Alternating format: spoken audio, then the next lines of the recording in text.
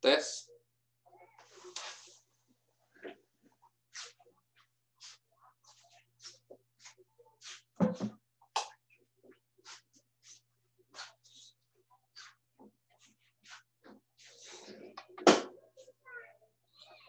Tes.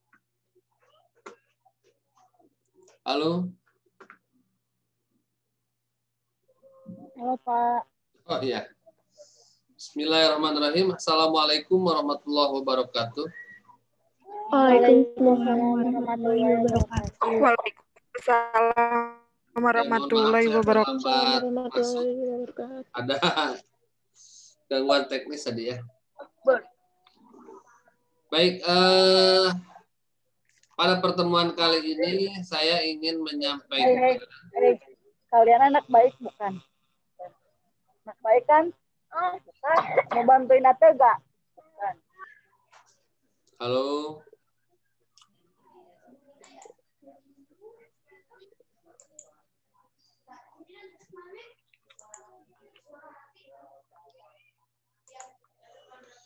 Ya, pada pertemuan kali ini saya akan menyampaikan mengenai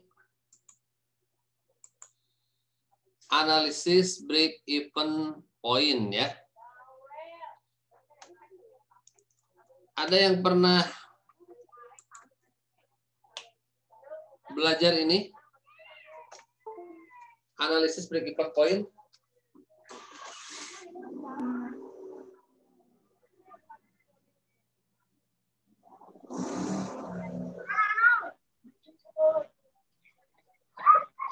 Yang Sita pernah dapat ini nggak? Pas ya. Pernah, Pak. Dalam mata kuliah apa? Matematika ekonomi. Iya, dulu siapa yang ngajar? 4. Lagi. Pak Dendi. Matematika ekonomi, terus mata kuliah apa lagi?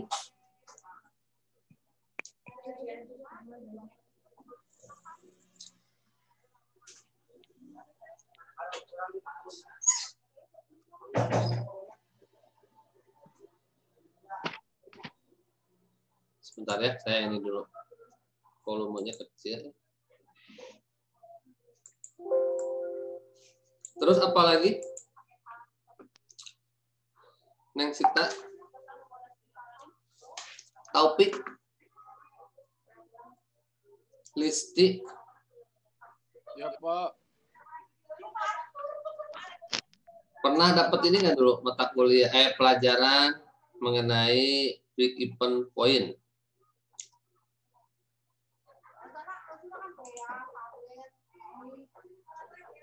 Apa lagi, Pak? Ya.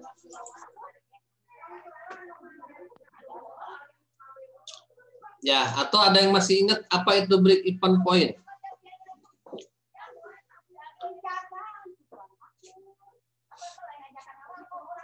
Titik impas. Titik impas ya. Poinnya berarti titik. Nah, break even ini kata Neng Sita tadi adalah impas ya. Ya, betul, analisis break even point adalah analisis titik impas ya. Dulu mungkin pernah juga disampaikan di matematika ekonomi ya, atau ada juga mungkin di mata kuliah lain, saya tidak tahu ya, di manajemen keuangan atau mata kuliah apa. Nah, sekarang analisis break even point atau analisis BEP, kalau dari perspektif manajemen produksi dan operasi, itu digunakan sebagai dasar dalam mencanangkan kapasitas produksi. Sebagaimana kita pahami bersama sebelumnya, ketika kita akan menjalankan usaha ya, misalnya Aldi atau Taufik pengen berbisnis nih. Nah, tentu yang pertama kali harus dipikirkan adalah produknya apa ya waktu itu. Nah, produknya apa? Dasar pemilihannya. Kita mau memproduksi atau mengoperasikan, misalnya kalau jasa, kemudian ditawarkan kepada orang lain, nanti hasilnya produknya. Nah, itu pemilihan produknya berdasarkan apa?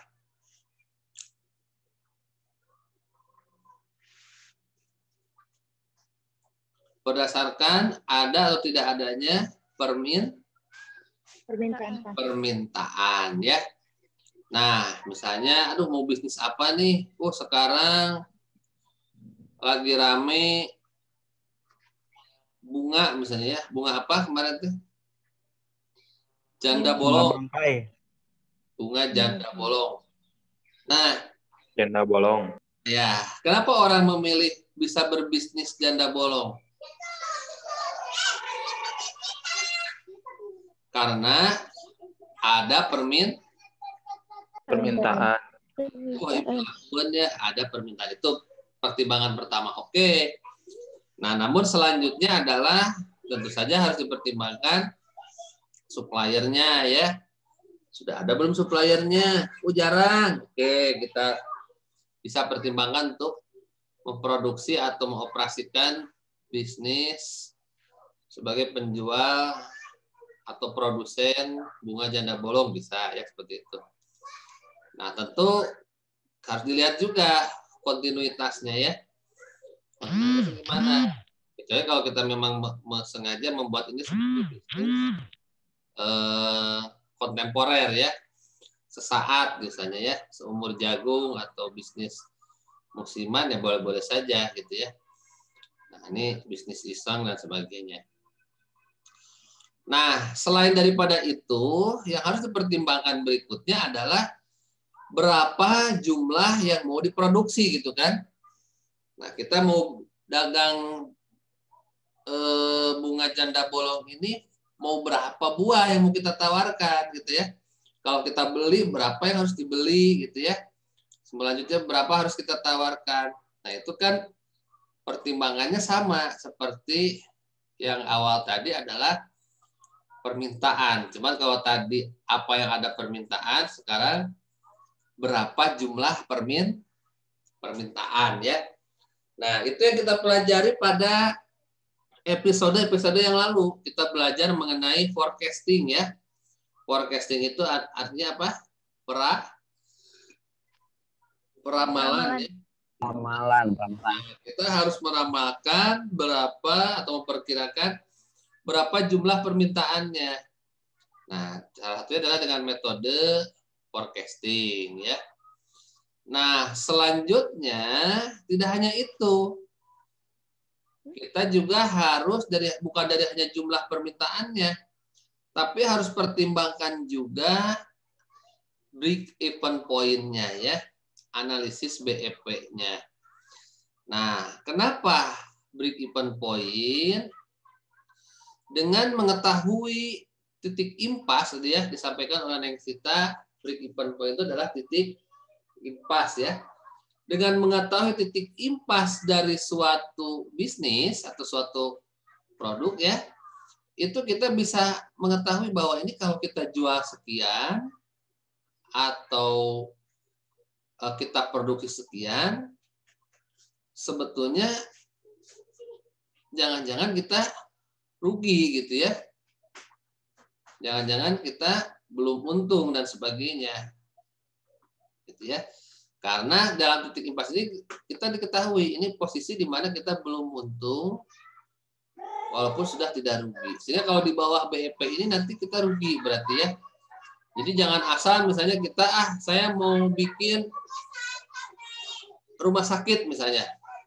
Kata Taufik nih, Sukabumi nih masih kekurangan nih rumah sakit misalnya ya. Walaupun ada Kartika tapi masih kelihatan pasien banyak yang tidak terlayani misalnya ya. Di Asifa juga tidak terlayani saking banyaknya permintaan sementara suplainya mungkin masih kurang. Nah, bikinlah rumah sakit bisnis.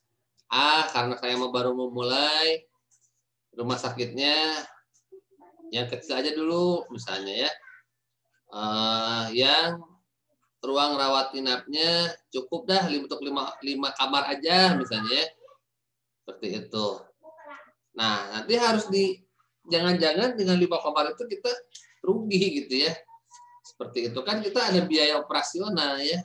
Ada tadi kemarin ada biaya tetap, biaya variabel dan sebagainya. Nah, maka dari itu kita harus tahu berapa sih kapasitas produksi minimum gitu ya. Yang harus dicanangkan, harus ditetapkan agar apa? Agar tidak rugi. Nah, kapasitas produksi minimum inilah yang nanti ada pada titik impas ya.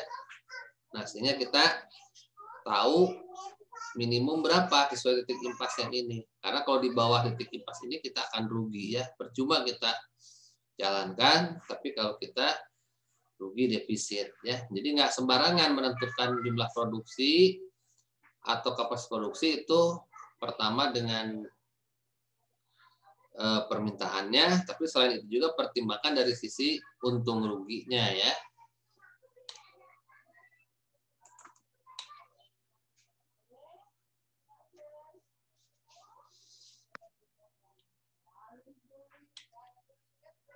Nah, tadi disampaikan sudah bahwa selain mempertimbangkan faktor permintaan, penentuan kapasitas itu volume ya, jumlah atau banyaknya.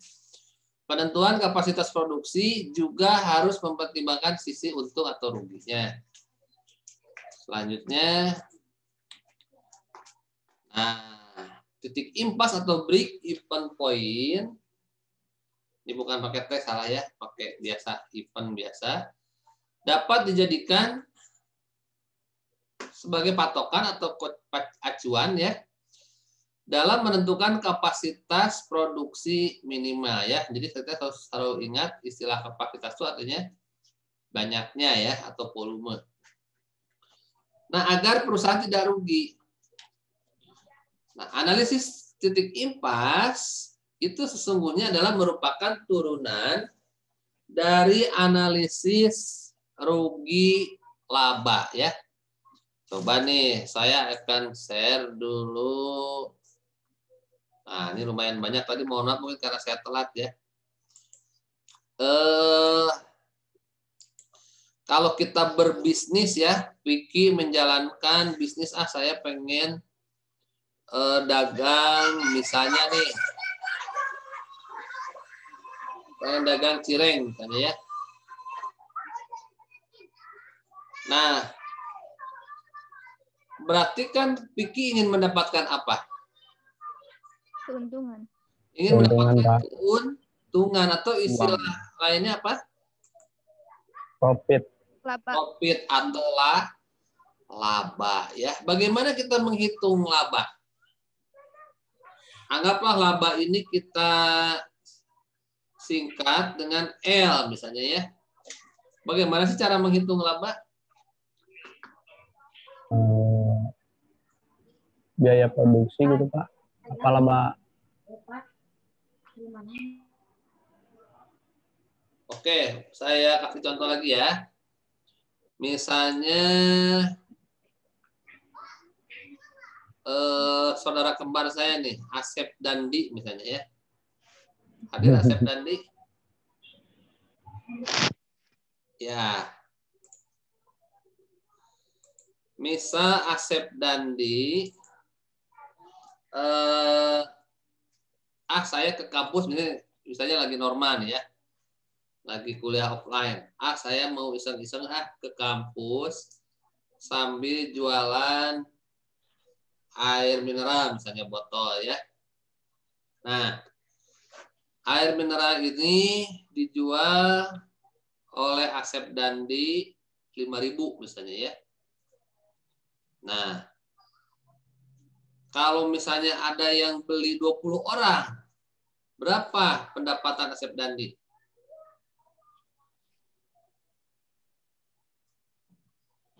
Halo? Harganya berapa Pak? 5.000 misalnya ya. 5.000 berarti 100.000. Berarti 100.000. 100.000 ya. Nah, kemudian setelah dapat 100.000 itu Asep Dandi kan menghitung. Ini saya beli misalnya modalnya itu 3.000. Gitu ya.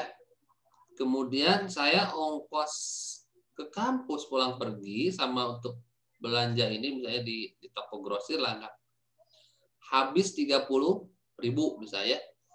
Ongkos untuk ke toko grosir, kemudian ke kampus juga dihitung misalnya ya, habis 30.000.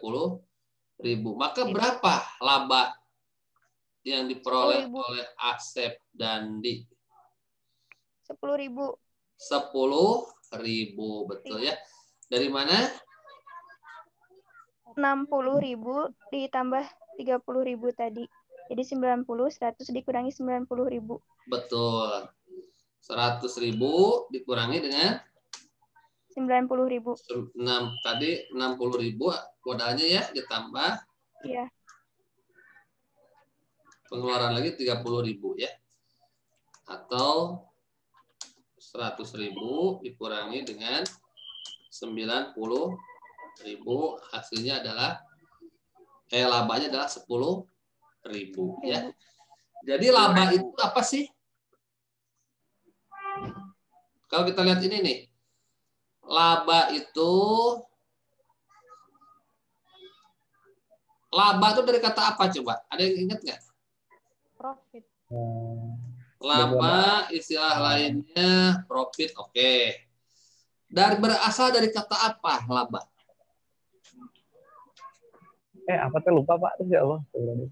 Pernah saya sampaikan kan? Ya, betul. Ayo, diingat lagi Vicky.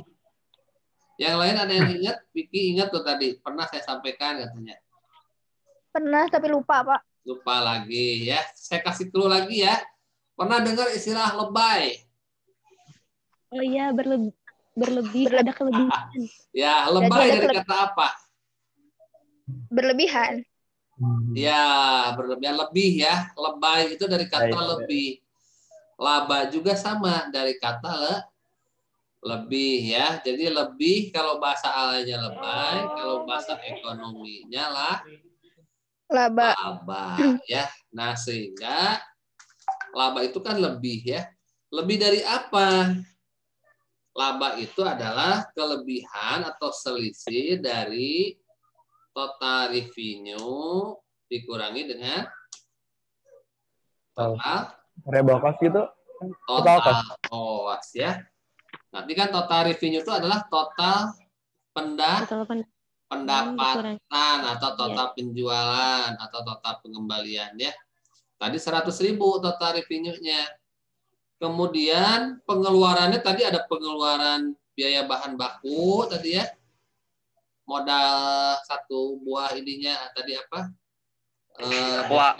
Iya, 1 botol air mineralnya ditambah dengan ongkos misalnya ya.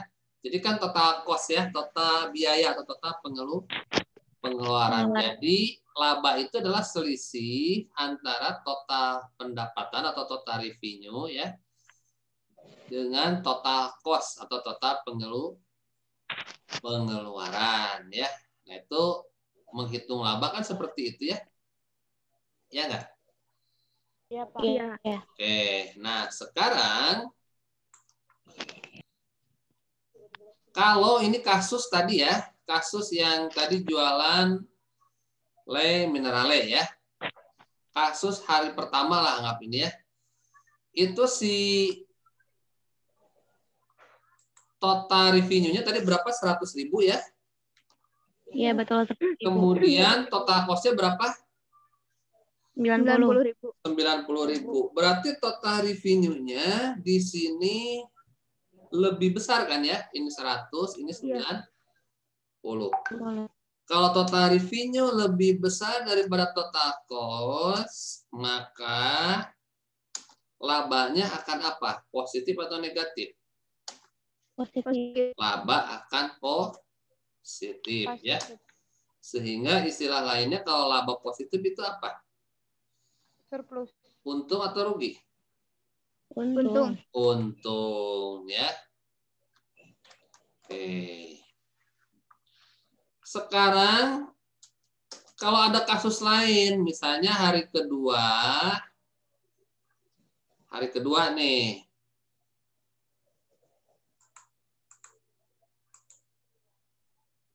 Di sini aja deh. Hari kedua misalnya saya icalan Asep Dandi tadi ya, icalan air mineral misalnya ya. Ternyata cuma laku 5 lah. 5 botol. Berapa labanya? Tadi harga jualnya berapa?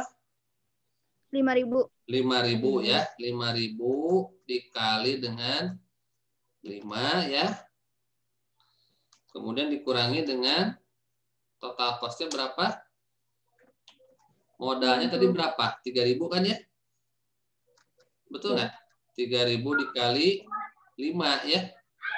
Nah, sekarang gini, konsep ini variabel cost disebutnya ya. Biaya bervariasi tergantung dari modal per unitnya ya. Kalau ini biaya tetap total cost ya. Nah, oke, di sini kan fixed cost ya. Nah, jadi kalau kita uraikan lagi ini ya. Uraikan lagi, maka total revenue itu adalah P dikali dengan Q ya. Apa itu Q? Quantity. Quantity ya. P itu harga jual, price. Q itu adalah quantity. Banyaknya penjualan. Kemudian TC. TC itu apa? Total cost. Total cost ya. Total biaya itu ada 2 macam. Ada fixed cost atau biaya tetap. Variable cost. Ada variable cost ya. Cost. Atau biaya bervariasi ya. Berubah-ubah. Oke, berubah-ubah, betul. Nah, fixed cost itu apa? Biaya tetap atau tidak berubah. Contohnya apa?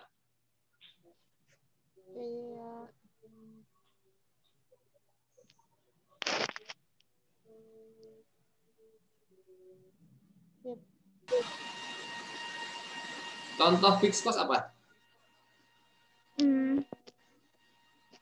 Mungkin kalau kasus ini kayak apa? Yang tadi biaya transport. Biaya tetap.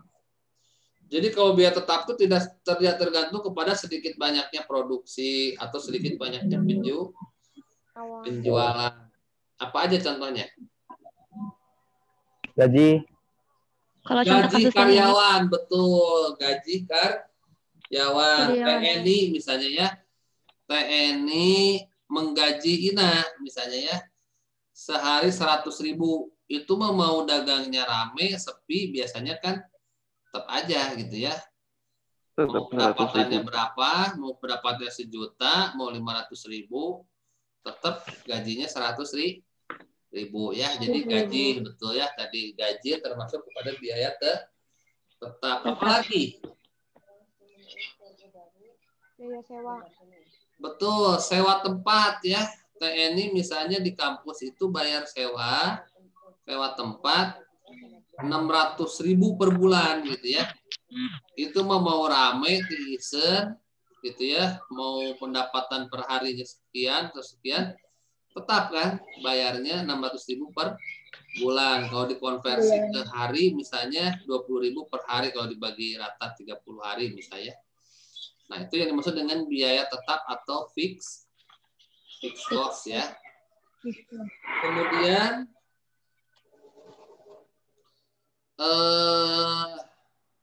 apa lagi? Oke, kita uraikan lagi ya. Ini tetap P kali Q.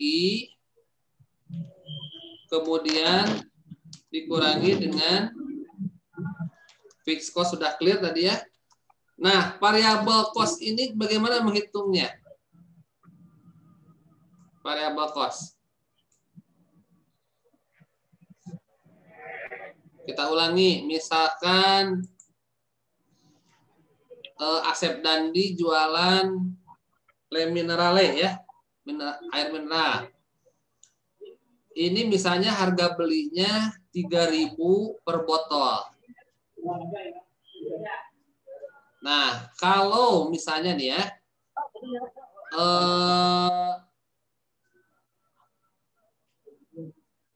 oke, sekarang kita dudukan dulu nih konsep variable cost ya. Variable cost nih ya. Asep Dandi misalkan beli mineral ini ya, mineral botol ini di toko MG, tahu toko MG? Multigrosir. Ya, multigrosir ya. Dengan harga 3.000 per botol misalnya. Nah, hari ini Asep Dandi pergi ke multigrosir atau ke MG membawa uang 300.000 misalnya ya. Kemudian masuk ke toko MG belanja ini mineral botol untuk dijual nanti ya. Nah, si 300.000 itu dibelanjakan mineral botol seluruhnya. Dapat berapa Asep Dandi? Dapat berapa botol? 300. Hah? 300, 100? 100. 100 ya. 100, Pak. Dapat 100.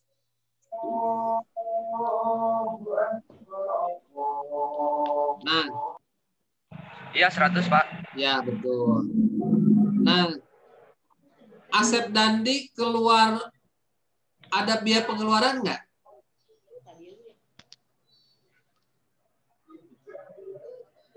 Sudah ada variable cost belum? Sudah keluar biaya belum? Udah. Sudah berapa? 300.000. 300.000. Yang lain? Ada yang punya pendapat lain?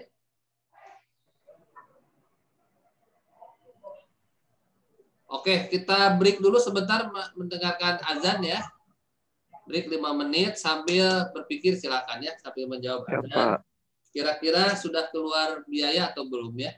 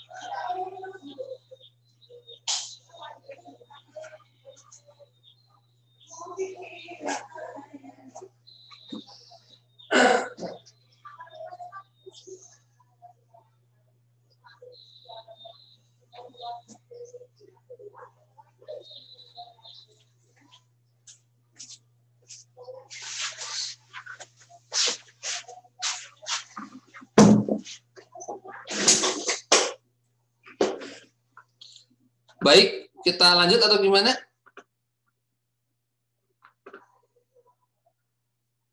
Halo? Mau lanjut dulu? Halo, atau Pak. dulu? Ya? Halo Pak. Ya, Pak.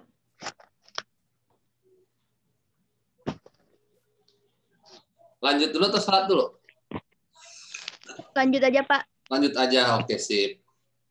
Kita lanjut ya. Nah, tadi saya sampaikan kalau misalnya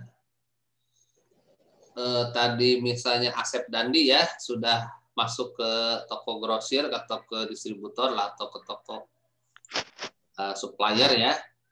Kemudian membeli bahan baku lah. Di sini anggap misalnya yang untuk dijual adalah karena bisnisnya jasa ya, menjual tadi walaupun di barang ya, produk sebetulnya dijual, bukan jasa ya, menjual produk. Nah, tadi misalnya punya uang 300.000 dibelikan mineral botol, satunya harga 3.000, sehingga 300.000 itu keluar dari toko MG itu dapat 100 botol gitu ya. Iya. Nah, tadi ada yang mengemukakan udah keluar biaya variabel katanya ya. 300.000. Ada yang berpendapat lain nggak?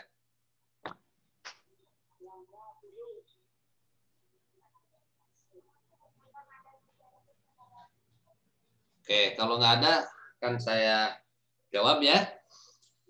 Jadi, konsep biaya variabel dalam ekonomi atau dalam hitung-hitungan ekonomi itu adalah apabila sudah terjadi penjualan. Gitu ya. Nah, contoh misalnya begini. Oke, sebelum situ. Jadi kan siapa tadi Asep Dandi ya, dia sebelum masuk toko MG, asetnya berapa? 300.000 ya. 300.000 dalam bentuk uang.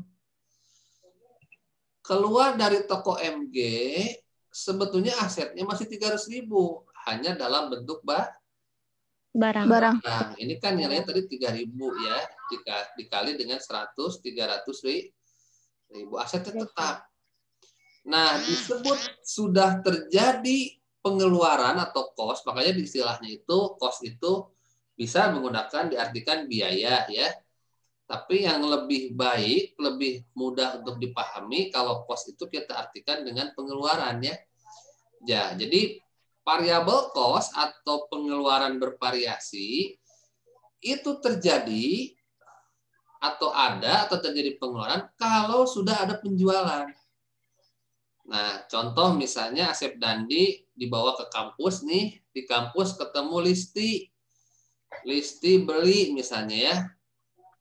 Kemudian Siti Rahayu beli, Taufik beli, Aji beli, Ayu beli, Ina beli, ada 10 orang yang beli. Maka asetnya Asep Dandi itu hilang. 10 kali berapa? 5.000 kali 3.000 ya. Nah, itu yang sudah variabel cost, biaya bervariasi tergantung variasi penjualan. Sedikit banyaknya penjualan. Nah, tapi kan namanya orang jualan nyari lebih tadi ya, cari laba. Ketika Listi beli, mau dong Sep misalnya ya. Boleh, tapi bayar dong 5.000 ya. 5.000. Maka Asep Dandi ada pengeluaran 3.000, tapi juga ada pengembalian atau pendapatan 5.000. Itu langsung dengan revenue. Makanya menggunakannya istilahnya revenue bahasa Inggrisnya. Revenue itu kalau kita artikan secara harfiah tuh artinya pengembalian ya. Jadi total pengembalian dikurangi total pengeluaran ya. Nah, kalau misalnya tadi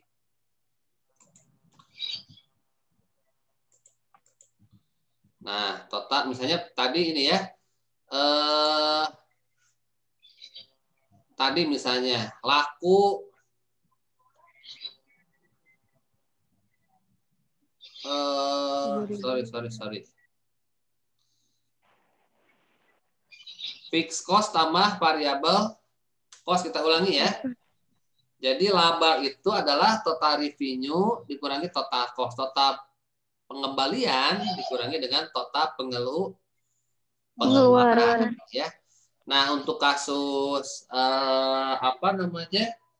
Asep Dandi tadi, kalau misalnya ada yang beli 5 orang, Listi, misal tadi ya, Hina, siapa lagi tadi, Aji ya, ada 5 orang, maka asetnya hilang, 3.000 dikali 5. Nah, ya kan? Ini yang dimaksud dengan bervariasi ya, pengeluaran bervariasi, tergantung sedikit banyaknya penjualan, variasi penjualan. Nah, maka tapi kan ada pengembalian. Pengembaliannya adalah tadi dalam bentuk uang ya. 5.000 harga jualnya dikali dengan banyaknya penjualan, variasi penjualan. Jadi Ki di revenue ya, di pendapatan atau pengembalian, dengan Ki di ini nanti variabel cost sama, gitu ya, sama. Sehingga di sini nanti kalau kita jabarkan lagi, variabel cost itu adalah cost per unit atau kita simbolkan dengan CU dikali dengan Ki ya. Nah, Ki di sini dengan Ki di sini sama ya. Kuantitas penjualan kuantiti. Pabrik juga sama. Ketika dia beli bahan baku itu belum dikatakan pengeluaran sebetulnya kalau dari hitung-hitungan ekonomi ya. Hitungan laba. Terjadi pengeluaran itu kalau misalnya terjual atau kalau busuk dibuang, itu baru pengeluaran ya. Nah, namanya beda tadi ya, pengeluaran loss misalnya ya. Di istilah akuntansi kan suka ada ya, seperti itu loss atau shrinkage, kerusakan ya, seperti itu. Atau penyusutan dan sebagainya. Nah, jadi paham ya, duduk ya. Jadi yang dimaksud biaya variabel itu bukan ketika kita belanja bahan baku, tapi ketika sudah terjadi penjualan ya, seperti itu. Nah, oke. Nah, sekarang bagaimana kalau kita jabarkan lagi? Maka seperti ini ya. Jadi laba adalah total revenue dikurangi total cost.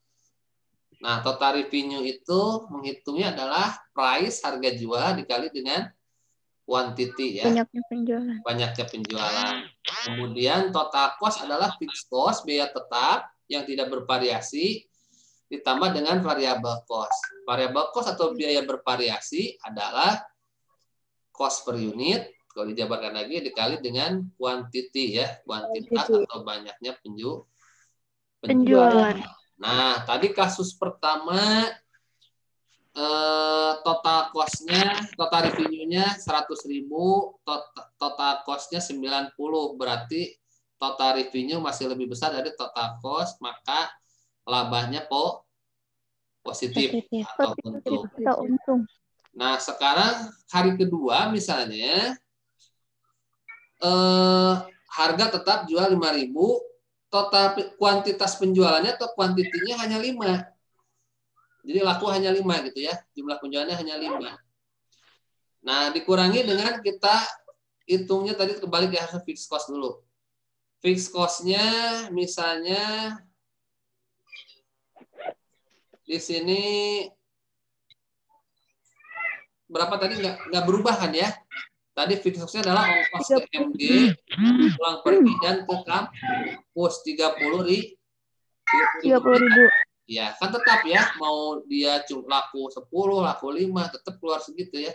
Mau laku 50 botol, tetap namanya ongkos segitu gitu ya. Makanya masuk ke biaya tetap fixed cost. Fixed cost-nya 30 ditambah dengan variable cost-nya tadi CU kali Q, berarti CU-nya cost per unitnya berapa? 3.000 Dikali lima. dengan Q-nya berapa sekarang? 5.000. 5. 5.000. Q-nya 5 ya. Q-nya 5. Dikali Q-nya 5. Nah,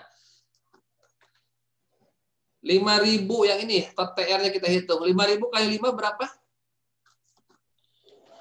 25.000 ya. Dikurangi dengan, nah ini 3.000 kali 5. 15.000. 15.000. Ditambah 30.000. 45.000. 30.000 ya. Berapa? 45.000. 45.000 ya. Kita singkat aja ya. Itu anaknya siapa? Histeris gitu. Nah, jadi berapa labanya? Min. Labanya minus berapa? Minus 20.000. Minus 20.000 ya. Oke. Nah, kasus hari kedua ternyata total cost-nya, total revenue-nya, maaf, lebih kecil dari total cost-nya. Tadi total revenue-nya 25.000, total pengeluarannya, total cost-nya 45.000. Kalau seperti itu, total revenue lebih kecil daripada total cost, maka labanya positif atau negatif? Negatif. Labanya Negatif. negatif. Negatif berarti rugi. Betul, labanya negatif berarti rugi. Rugi. Ya. Istilah lainnya rugi. Nah, sekarang seandainya nih besoknya lagi hari ketiga, ternyata total revenue atau total pendapatan itu sama dengan total pengeluaran. Contoh di sini dapatnya 70.000, biaya dapatnya 90.000, pengeluaran juga 90.000, misal, atau 70.000 di sini 70.000. Berarti kan kalau total revenue atau total pendapatan atau total pengembalian sama dengan total pengeluarannya, maka labanya apa? Positif, negatif, atau apa? 0 berarti. 0, betul. Labanya 0. Kalau laba 0 apa istilahnya? Tadi kalau laba positif istilahnya Titik untuk impas. laba, betul. Istilahnya adalah impas ya. Impas atau plus ya bahasa Sundanya, atau bahasa ekonominya Break even point. break even point ya, atau BEP. Jadi ini maksud dengan BEP. Jadi kondisi BEP adalah kondisi di mana total revenue sama dengan total cost. Ya. Nah, itu tadi gini, kalau kita jabarkan nih, kan ini L-nya 0 ya. Ini L 0 nih. Kalau kita tadi ya, rumus rugi laba. Jadi katanya tadi analisis BEP itu turunan dari analisis rugi laba. Bagaimana menganalisis rugi laba? L sama dengan TR dikurangi TC. Ya. Nah, ceritanya kalau L-nya 0, kan namanya impas itu tidak untung, tidak rugi. Tidak rugi. Loss ya. Nah, jadi bisa dibalik, bisa seperti ini logikanya. Tadi diurutkan, kalau TR sama dengan TC berarti labanya 0. Atau kita balik dari sini ya. Kalau misalnya labanya 0. Kalau labanya 0, berarti 0 sama dengan TR dikurangi TC. Nah, kalau pakai aljabar matematika nih, ini kita pindahin. Kalau kita pindahin, kalau operasinya penjumlahan atau pengurangan, maka berubah tanda ya. Tandanya negatif jadi positif. Ini kita pindahin TC-nya ke sini. Jadi negatif jadi positif ya. Sehingga kita pindah ruas sama dengan, sehingga TC-nya tadinya negatif jadi positif, sama dengan TR ya, atau dibulak-balik bisa ya, dibulak-balik menjadi TR sama dengan TC ya, sama aja. Nah, ini jadi seperti ini ya historisnya analisis BEP ini. Bermula dari analisis rugi laba. Bisa seperti ini, kemudian kita jabarkan kalau ininya gini. Ya, ini depannya pakai jika, harusnya jika TR lebih besar TC maka positif labanya, berarti untung. Jika TR-nya lebih kecil dari TC maka labanya negatif atau istilahnya rugi. Jika TR sama dengan TC maka labanya adalah 0 atau impas atau break even ya. Impas. Ya. Nah, sekarang bagaimana kita tahu? Ini kan tadi baru ngira-ngira ya, ini 70 Pada Q berapa sih dia itu impas? Nah, gimana coba? Untuk kasus ini aja, kasus jualan mineral botol.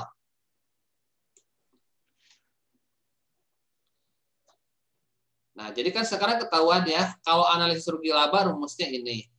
Kalau analisis BEP berarti rumusnya ini. Gitu ya. Makanya dia turunan disebutnya ya.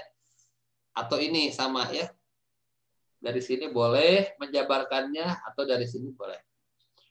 Nah, sekarang kalau pertanyaannya berapa botol yang harus dijual oleh Asep Dandi minimal kalau tidak mau rugi. Nih, ini kita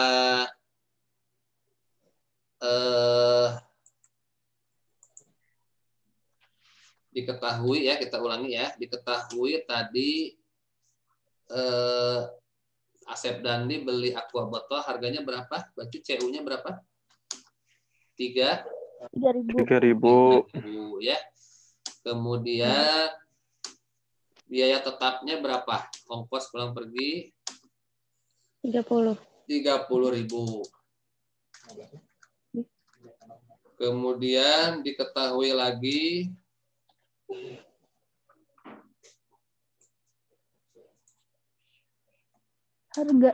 harga jual, betul, price. Berapa harga jualnya? 5.000. 5.000. Ya. Kemudian ditanyakan sekarang Q BEP. Q yang menghasilkan BEP ya. Q BEP-nya berapa?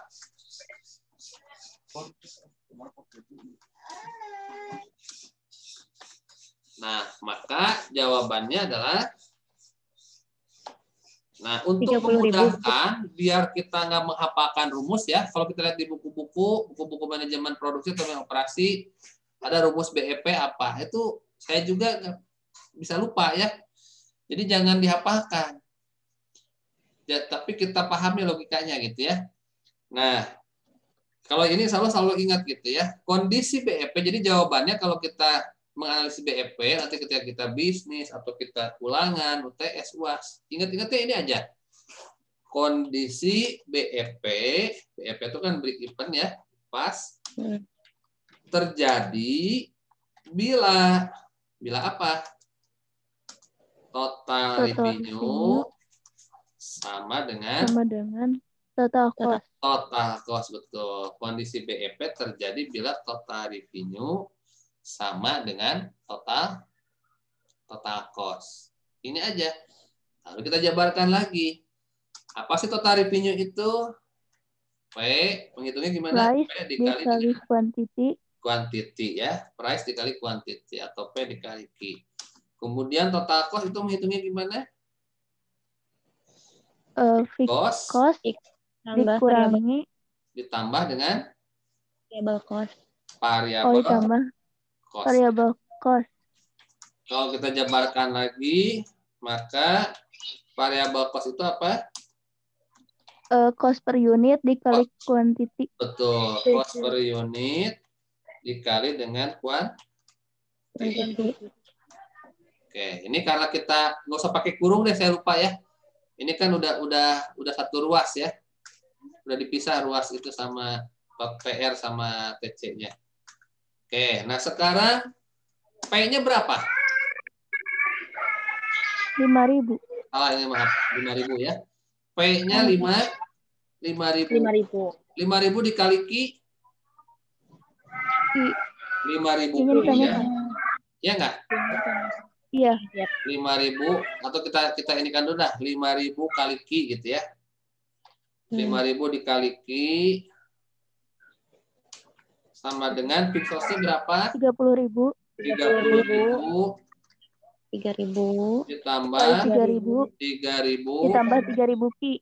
Ki ya, 3.000 kali Ki atau 3.000 Ki. Nah, sekarang di sini ada Ki ya. Di sini ada Ki, di sini ada Ki. Kita satu ruaskan. Yang mana yang mau dipindah? Ya, ini yang gampang ya. Ini jadi 5.000 Ki dikurangi 3.000 Ki. Betul. Jadi yang ini kita pindahin. Tadinya positif jadi negatif. Jadi 5.000 Ki dikurangi atau min 3.000 Ki ya. Sama dengan sisanya di sini berapa ruas tanah? 30.000. 30.000 ya. 5.000 Ki dikurangi 3.000 Ki. 2.000 Ki. 2.000 Ki sama dengan 30.000. Nah, kalau kayak gini gimana? Pindah ruas. 30.000 ruas. dibagi 2.000. Kita kan nyari Ki-nya ya. Nyari Ki-nya, kita pindah ruasin. 2.000 pindah ke sini. Pembagi. Kalau operasi perkalian tadinya pengkali jadi pembagi. Ya. Gitu. Atau tadinya di atas jadi di bawah. Oke, berarti kita pindahin 2.000-nya, berarti ini tinggal Ki ya. Ki sama dengan 30.000. Pembagi sekarang ya. Dibagi berapa? Dibagi 2.000. 2.000. Ya. Berapa? 15. 15. Kesimpulannya jadi bila aksepten kita singkat saja dengan asden ya. Jadi bila aksepten tidak ingin rugi, maka penjualan aqua mineral atau mibol ya tidak boleh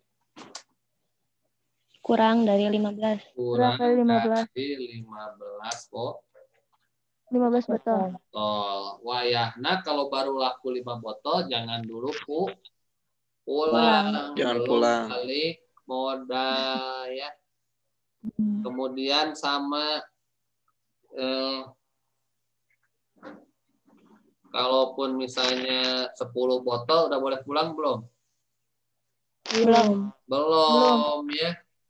Jadi harus nunggu minimal 15 botol. Tapi kan kalau misalnya laku 15 botol juga nggak dapat apa-apa. Ya.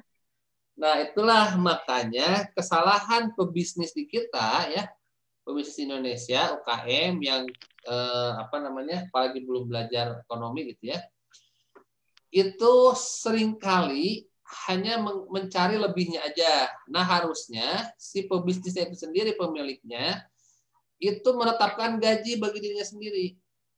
Makanya kalau di perusahaan-perusahaan besar kan komisaris itu kan representasi pemilik ya, dia mewakili gitu ya, itu digaji gitu ya, walaupun ini apa.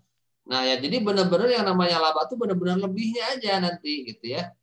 Nah kenapa kalau kita tidak menetapkan gaji bagi pemilik nanti bisa jadi kita salah menentukan BEP-nya terlalu rendah gitu ya. GR aja 15 udah pulang padahal belum dapat apa-apa ya gitu, seperti itu. Nanti kita lihat kasus yang lain ya. Ini hanya memasukkan ongkos sebagai biaya tetap ya. Nah, oke sekarang kita lanjut ke ini ya. Nah, tadi pahamnya sudah analisis BEP, kemudian oke, jadi analisis BEP itu adalah rumusnya turunan dari analisis rugi laba ya. Analisis rugi laba L sama dengan TR min TC. Ini kita lewat sudah tadi ya. Alhamdulillah sudah dibahas tadi. Kemudian nah, tadi ya, sehingga rumus BEP ini adalah TR sama dengan TC. TR itu P kali Q, TC itu adalah fixed cost tambah variable cost. Variable cost adalah cost per unit kali Q. Sehingga rumus BEP adalah P kali Q kali fixed cost tambah variable cost. Jadi jangan ngapalin rumus ini ya. Pokoknya ingat aja. BEP terjadi bila total revenue sama dengan total cost ya. Total cost. Nah, itu aja kita pegang. BEP terjadi bila total revenue, atau total pendapatan, atau total pemasukan, atau total pengembalian sama dengan total pengeluaran. Baru setelah itu kita jabarkan. Kita akan ingat insya Allah. Oh iya ya, total revenue tuh, total pendapatan tuh menghitungnya adalah harga jual dikali kuantitas penjualan. Price kali quantity. Kemudian total cost itu terdiri dari fixed cost dan variable cost. Variable cost menghitungnya itu cost per unit dikali quantity. Ini mah insya Allah saya nggak usah ngapalin rumus BEP. Alhamdulillah sampai sekarang ingat kalau ini ya. Kemanapun gitu. Jadi kalau kita nanti bisnis, ada peluang bisnis gitu BEP-nya. Ini adalah salah satu untuk menyelidiki nanti layak atau tidak ya secara operasional bisnis tersebut. Oke, ini udah ya. Ini salah tulis nih. Revenue harusnya ya. Ini harusnya sorry.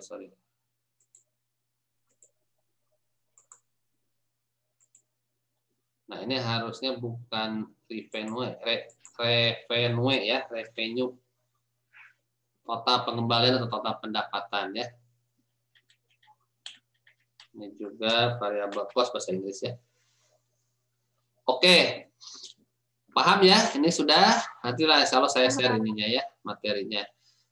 Nah, sekarang kita lihat contoh kasus. Nah, contoh kasus di sini kita ambil yang di sini aja. Misalnya tadi Listi udah, Ayu udah, Ina, Siti, Ida misalnya ya. Ida, Santi, Fitriani ya ini ya. Misal nih. Sorry, belum bisa.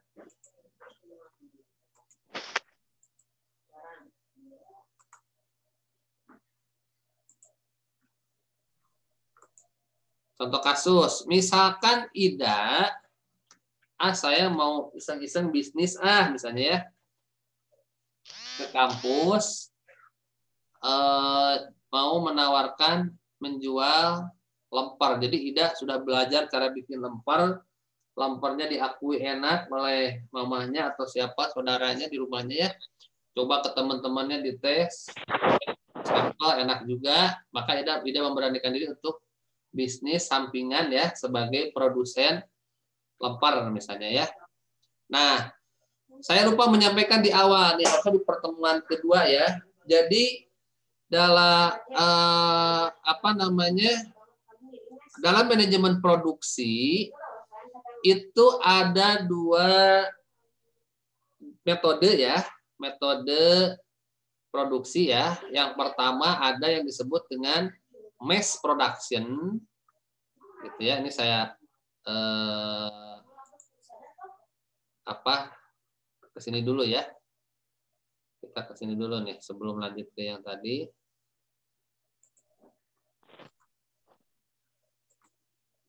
Ya, dari dalam ada dua metode produksi. Yang pertama ada mass production ya.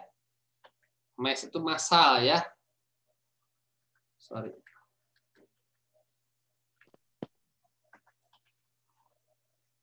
Jadi produksinya massal.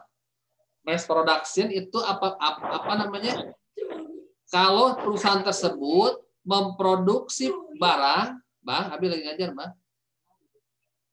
Mass production, kalau kita memproduksi barang, gitu ya, tanpa memperhatikan dulu, tapi tentu tadi diperkirakan ya, dari tadi forecasting tadi, berapa perkiraan jumlah permintaan ya, atau tadi dari analisis BEP.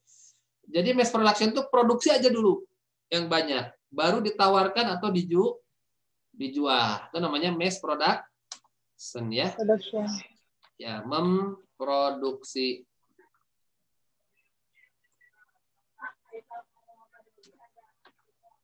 Barang terlebih dahulu.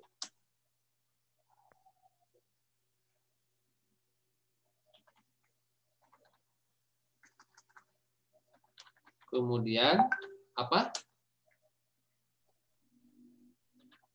Ditawarkan atau dijual. Nah, ada lagi jobbing shop production. Jobbing shop produk, ini metode produksi ya.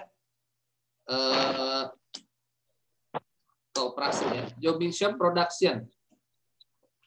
Kalau ini menawarkan dulu. Menawarkan terlebih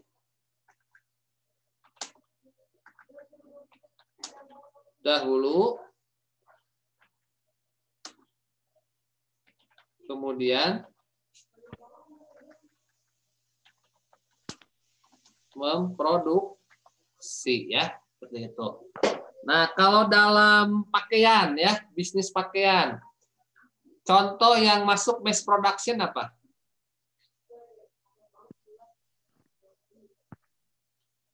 Pabrik garment ya, dia produksi dulu, baru nanti sama yang ngemaklunnya misalnya Adidas atau siapa, baru dijual gitu ya.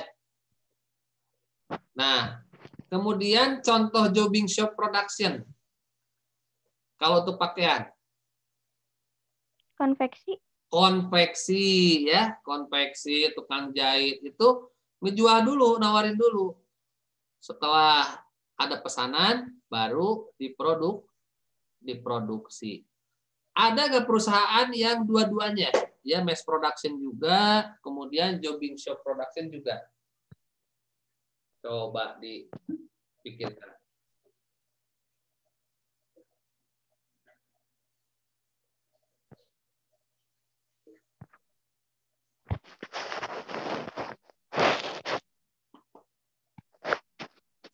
Ada nggak?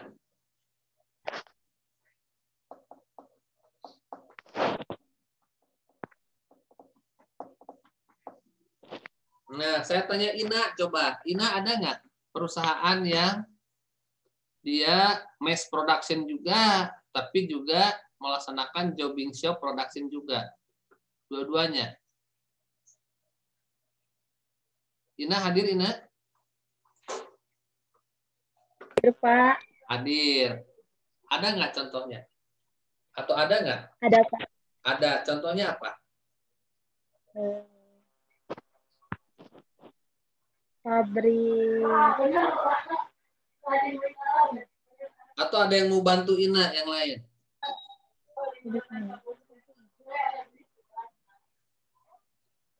Asin semua?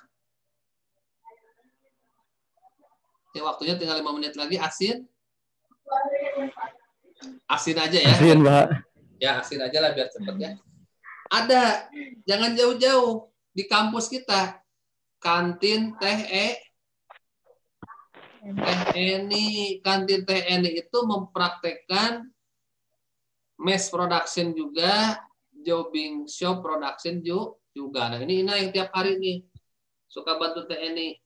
Apa yang mass production di kantin Teh Eni?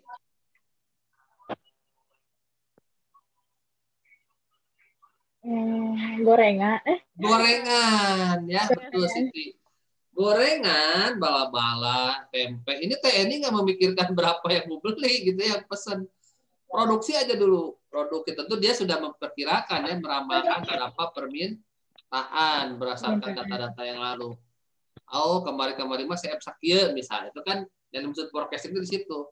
Maka perkiraan sekarang segini. Pikir aja dulu. Plok, bikin yang banyak, baru kemudian ditawarkan atau dijual. Itu namanya mass production. Yang jobbing shop production apa yang di TNI? Paling kayak minuman. Yo, Ina nih suka bantu bikin. Apa? Paling bakso, Pak. Bakso, bakso atau Indomie rebus ya. Indomie rebus kan di TNI nggak diproduksi dulu kan, bikin berapa mangkok baru ditawarkan, enggak kan? Tapi sesuai pesanan ya, ditawarkan dulu. Ketika ada orang yang mau beli, yang beli baru diproduksi ya. Jadi itu ya, saya lupa sampaikan ini harusnya di pertemuan kedua. Flashback dulu nggak apa-apa ya. Nah sekarang kembali ke contoh kasus kita. Tadi di contoh kasus, misalkan ya, Ida memutuskan untuk berbisnis. Apa nih yang kira-kira ada permintaan? Wah suka pengen jajan nih, misalnya ya. Ditanya suka pada lemper pada suka. Nah kalau ke kampus saya mau ini tapi saya sistemnya nggak jualan gitu, ditawar-tawarin. Saya mah sesuai pesanan aja. Nah Ida menawarkan ke teman-teman Ida misalnya, ada yang mau pengajian atau ada yang mau apa acara di rumahnya atau apa ulang tahun, pesan lemper dong di aku misalnya. Ya, itu namanya jobbing shop production ya. Nah misalkan suatu waktu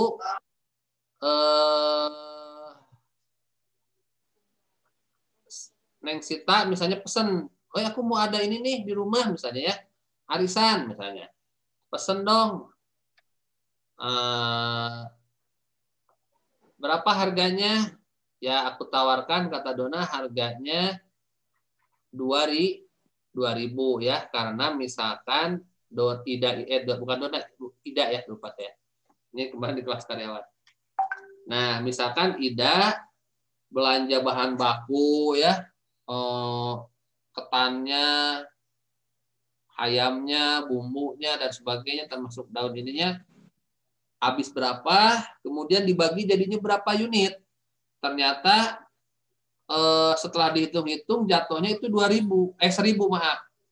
Gitu ya, anggaplah habis 100.000 misalnya ya, ketika dari 100.000 modal itu jadinya 100 lemper, berarti 1.000 nitihnya gitu ya, per lempernya atau per unitnya. Nah biasanya kan orang kalau jual makanan di 2 kali lipatkan ya, biasanya seperti itu. Nah boleh-boleh aja bebas ya, mau 2 kali lipatkan, mau 1,5 kali atau mengikuti harga pasaran silahkan ya. Saya jual aja deh 2.000 misalnya, karena modalnya cost per unitnya adalah 1.000. Nah, kemudian selain itu ada biaya tetap, selain biaya variabel tadi ya. Nah, ini kan perlu orang yang bantu-bantu. Kalau ada pesanan tuh, Ida ya. Kalau ada pesanan, itu Ida meng-hire tetangganya ya, merekrut tetangganya yang biasa mau bantu-bantu ya. Nah, 2 orang, 1 orangnya dikasih upah atau dikasih gajinya 50.000 setiap kali membantu kalau ada pesanan ya. Itu masuknya apa? Fix cost ya. Iya nggak? Iya. Betul nggak? Iya kan? Kalau mau bikin 100, 120, 90 kan tetap segitu ya. Fix cost. Biasanya kalau orang kerja gitu. Nah, kalau ada sewa tempat ya masukkan sewa tempat. Tapi kan di sini nggak ada misalnya ya. Kemudian ongkos pulang pergi ke pasar, belanja bahan baku ya. Misalnya Ida tuh rada ogo misalnya, saya pengen pakai Grab Car misalnya ya. Atau Gokar nggak mau naik motor misalnya gitu ya. Maka pulang pergi 50.000 misalnya contoh ya. Nah, biaya belanja ke pasar dan ngirimkan nanti barangnya anggaplah 50.000 ya. Itu masuk ke biaya tetap ya. Ongkos itu biaya tetap transportasi ya. Kemudian Dona juga menggaji dirinya sendiri. Jadi ini yang benar. Walaupun kita pemilik perusahaan, kita harus menggaji diri sendiri. Kan kita perlu makan ya, apalagi udah punya rumah tangga. Perlu buat kasih nafkah, perlu buat ini, nggak apa-apa, masukkan aja. Ya cuma jangan terlalu gede, nanti kosnya terlalu tinggi ya, sesuai kebutuhan aja. Nah, Dona menggaji diri sendiri Rp 100.000 ya. Nah, pertanyaannya, berapakah pesanan minimal yang ditetapkan jika Ida, sorry ya. Pak Dede, Bu Dede. Jika Ida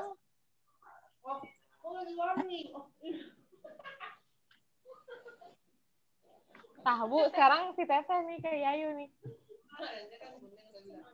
Sorry ya, kita ini dulu.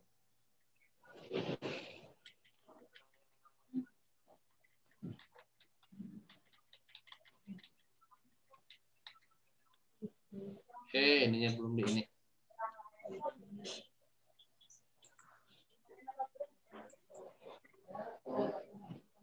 Oke, sekarang silakan di screenshot ya. Ini tugasnya nih. Nanti tapi tentu dengan langkah-langkah hitungannya ya. Siap. Ini tugasnya karena waktu kita sudah habis, ditugaskan ya. Kalau ada kasus seperti ini, Ida menjalankan bisnis sampingan sebagai produsen lemper. Nah, dia metode produksinya tadi menggunakan jobbing shop production. Kalau ada pesanan baru diproduksi ya. Cost per unitnya 1.000, kemudian fixed cost-nya nanti jadi berapa ya? Dijumlahkan dari sini. Kemudian price-nya 2.000. Nah, sekarang tadi kan nanya Neng Sita, kata Neng Sita teh, "Dah, mau dong aku lempernya buat acara arisan." "Oke, mau berapa, Neng?" Kata Neng Sita teh, 50 biji aja deh. Kata Ida, "Aduh, nggak bisa, Neng. Minimal sekian ya. Minimal sekian piece atau sekian unit." Nah, minimal sekiannya itu berapa? Itulah dimaksud dengan BEP ya. Jadi tadi kan judulnya di atas analisis BEP sebagai dasar penentuan kapasitas produksi minimum. Jadi ini patokannya. Kapasitas produksi minimum minimal yang paling layak ya, yang kira-kira layak, tidak merugikan dari sisi analisis rugi laba, tidak merugikan, itu berapa? Nah, itu maksudnya ke situ ya. Nah, jadi Ida itu kan kalau belum belajar analisis BEP nggak tahu berapa ya gitu ya, kata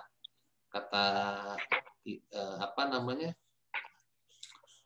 Kata Neng Sita kan tadi pesen 50 dong. Kata Ida, "Aduh, kayaknya 50 mah terlalu sedikit, aku rugi kayaknya deh," kata Ida gitu ya. "Berapa tuh?" kata Neng Sita teh. "Berapa ya?" Nah, maka Ida harus menghitung terlebih dahulu dengan analisis BEP. Silakan dikerjakan. Nanti sekarang Mas sholat zuhur aja dulu, makan dulu, kerjakan nanti ya. Kemudian kirimnya kemana, Pak? Ya, dikirimnya ke kemana? Google Classroom aja deh ya. Bisa kan? Berbentuk di komentar pribadi, Pak. Nah, betul, komentar pribadi aja.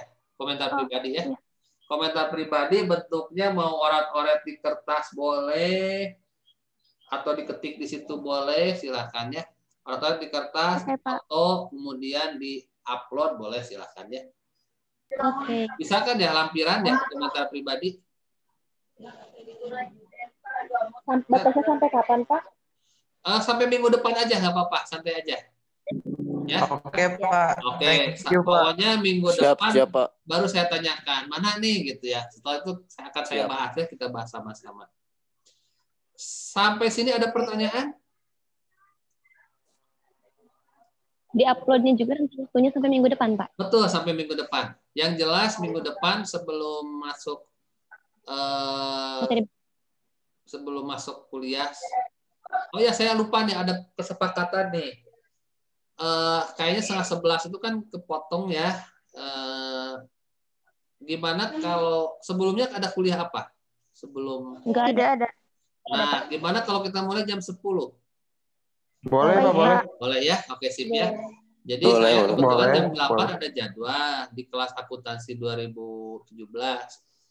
Ada jadwal mata kuliah metodologi penelitian. Nah, khawatir seperti tadi saya ngebuka link Zoom tapi kemudian ketiduran gitu ya. Oh, siap. Soalnya nonton berita, pengen tahu berita Habib Rizik itu kepulangannya dan sebagainya. Ketiduran. Nah, jadi bablas tadi 10:15 ya. Nah, biar Iya, enak nggak apa-apa, Pak. biar nggak terjadi lagi seperti itu. Santuy, Pak. Santuy, Pak. Oke, sip. Makasih. Nah, minggu depan kita mulai jam 10 aja ya. Jadi beres dari Siap, Pak. Siap. Oke, sepakat ya? Ya, nanti Ya, Pak. tolong kabari ke teman-temannya yang tadi izin, yang nggak masuk. Minggu depan kita mulai jam 10 dan seterusnya berarti ya.